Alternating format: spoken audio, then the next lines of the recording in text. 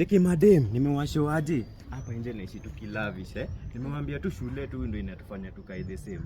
Hebu gezi ile nyumbani ya nani? Hiyo si ni ya kazini yangu.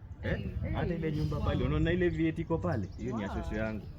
Hata ni bahati tu kama sio shule ningekuwa nishati wa igari. Nakwambia naweza waeka wote mtamove nini? Ati upewa gari gani? Mnajuana na hawa watu? Umedanganya nini kazini yako huyu? Uko na kazini mzungu we. Acha, hebu enda simama huko. Kuja. Si hata ungenipea dem moja. Sasa nachukua wote. Ladies, hi. Simkae na mtu anaongea ukweli. Unaona huyu kijana huyu? Hizi nguo amevaa ni zangu. Walai, mimi nafanyanga kazi kwa hawa wazungu. Unaona hapa? Hii inakuanga wazungu walibai hapa, ilikuwa kwao, wakauza. Kwao ni hapa. Pale, hapo ndo kwao.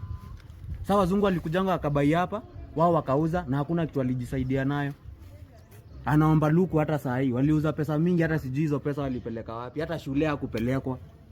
Unaona? Sasa mimi nafanyanga kazi hapa, mimi ndo na trim hizi maua, nafanya kukua kusafi. Sasa nikaba hizo luku. Alikuja akaniomba. Amekaa nazo 24 hours. Nilikuwa nimemwambia niletee leo. Wewe hebu kuja kwanza nipe hiyo chain waone. Kuja. Leta hiyo chain. Ndio wache kuchoma. Si ungenipea hata dem mmoja basi. Sasa unaona? Fisi. Leta. Siitoki. Sasa kwa nini mnakubali kumdate mkiwa wote?